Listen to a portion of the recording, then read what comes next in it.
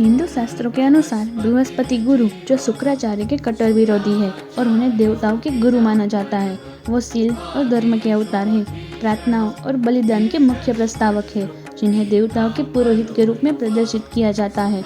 वो सत्व गुण वाले हैं और ज्ञान और शिक्षण का प्रतिनिधित्व करते हैं।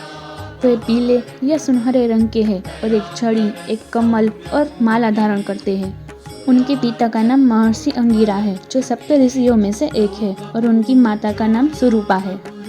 बृहस्पति गुरु की 3 पत्नियां थीं, सुभा, तारा और ममता, जिसमें सुभा से उन्हें 7 पुत्रियों का जन्म हुआ। फिर तारा दूसरी पत्नी थी, जिनसे 7 पुत्र और 1 पुत्री का जन्म हुआ, और ममता जो तीसरी पत्नी थी, जिनसे कच और भारद्वाज जैसे 2 पुत्रों का जन्म हुआ।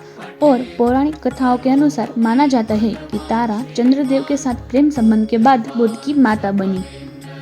बृहस्पति को गुरु कहा गया है। हमें चीजें सीखकर समझना और समझकर ज्ञान अर्जित करना गुरु सिखाता है। इसके कारक तत्व आत्मबोध, विवेक, संयम, पहचान, आध्यात्मिकता, आदर्श नीति, ज्ञान, धन, संतान, पंडिताई, वेद, पुराण, योग, शास्त्र, पठन पाठन, शास्त्रार्थ, पुजारी, विद्वान, राजा का सलाहकार, न्यायाधीश, अध्यापक, वकील, जल, कानूनी सलाहकार, विशेषज्ञ, मनोवैज्ञानिक, साहूकार, बैंक में काम करने वाले, प्रबंधन विशेषता, इनसाइट, धार्मिक कार्य में रुचि, पौराणिक ग्रंथों और रीति रिवाजों को मानने का प्रतीक, कठोर, सदाचारी, आदर्शवादी, नीतिगत, आचरण, आध्यात्मिकता, न्याय, स्त्री की कुंडली में पति का कारक, अंतर्मुखी, राजसी भोग, वेदों का ज्ञान, शरीर का बल, तीर्थ यात्रा, पेट की बीमारी और तपस्या आदि कारक गुरु के हैं।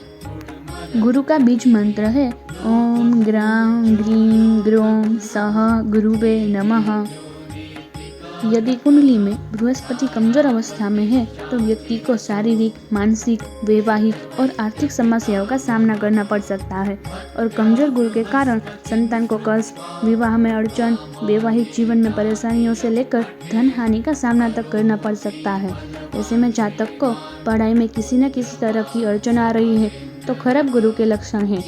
ऐसे में व्यक्ति को आँख, गले, कान, सांस, फेफड़ों संबंधित बीमारियों का सामना करना पड़ सकता है, और पेट से संबंधित समस्या जैसे गैस, कब्ज, अपचा जैसी कई समस्या, और या तो पूरे पाचन तंत्र पर बुरा असर पड़ सकता है। अगर व्यक्ति की अचानक से तरक्की रुक जाए और हर काम में असफलता हासिल होने लगे, या फिर समाज में मान सम्मान था और वहीं अब उसके बारे में गलत अफवाह फैलने लगे, तो ये कमजोर गुरु के लक्षण हैं।